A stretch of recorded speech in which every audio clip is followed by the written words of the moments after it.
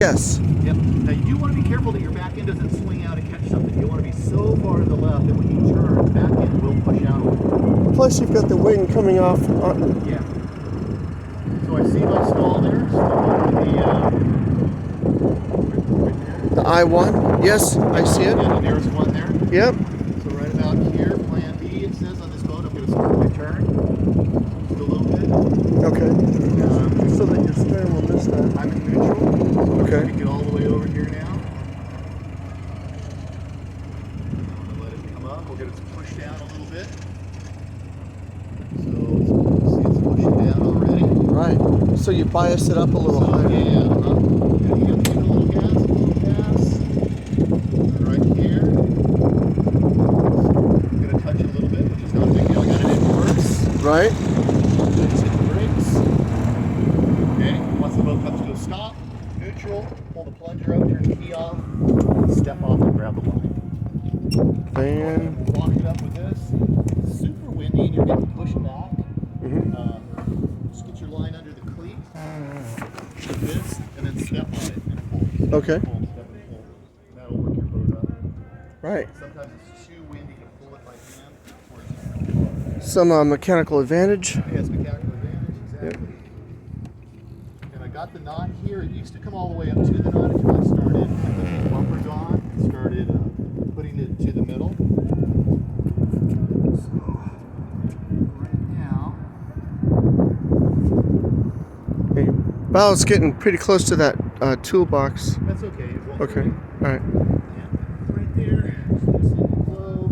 Get the bow line on. Push it out a little bit because the wind's going to want to push us down. Same thing, got the knot here. Perfect. Knot's a good idea. Yeah. It's a neat trick. Huh. Yeah, I wouldn't put the spring on unless I was putting it away. If I had another ride, I would probably just use that spring and then pull the back in. So you want to make it easy for people to get on and off. Leave as small a gap as possible. Right. Pull this over, get it nice and close. Here's a knot over here too. There you go. You're all tied in and ready to disembark your guests.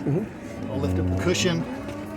They're down below looking for their phones and keys and everything. You guys have a good time? Right. Yeah. Because if you enjoyed your trip, no, I wouldn't say that now. Right. But did you guys have a good trip? And then it clicks sometimes. Oh, yeah, it was great. We had a great time. And, So, well, we pretty much should be here so that they don't fall and everything. That's kind of our. yeah. Yeah. Get them off the boat and then we'll put it away. And so I'll show you how to tuck her away, put her to bed, and that's it. Fantastic. Ready for round two. Yeah. You do want to walk your guests out to the ramp, make sure that they get out okay. Okay. There's a summer devil bee all over. She's pretty lax about it right now, but when things start kicking in, she's going to tighten it. About walking them to About the walking ramp. guests up, yeah. Right. I let some girls go once. It was a big bachelorette party. They were wasted. They made a huge mess on the boat. So I knew it was going to take me a while to clean it up before the next guest. So I let them walk themselves up, and they were like talking to people and being obnoxious. Oh, take us out on your boat. We just got back from Sarah, Captain Mike. And that's all, Mike. You have to walk your guests up. You can't just let them disembark. The jet ski people.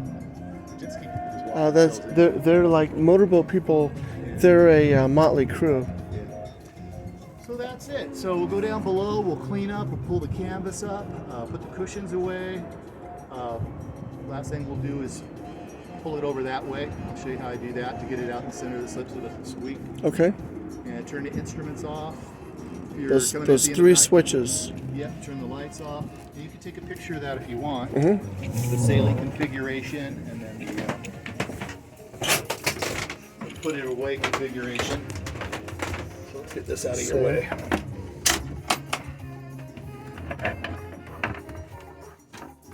Go two of us. So you can see the only ones that we're going to mess with are the instruments, Right. VHF and radar. Everything else can stay on. Water pressure, stereo is fine. Okay. And you're always leaving your battery on to both. I just leave the battery on. Good. Yeah, leave it on all. Sure. So we'll just go ahead and don't turn the fridge off. Turn the instruments. These off. We're done. Right. Instrument and those. Perfect. Okay. And then make sure that this is my bilge pump. Bilge Right. should be nice and dry. I just redid the packing gland with a dripless. I don't know if you've ever used the dripless putty. It's a little putty system with graphite impregnated flax. It works really well. Wow. So let me take a look. Check the bilge in a while, but make sure she's dry. Okay.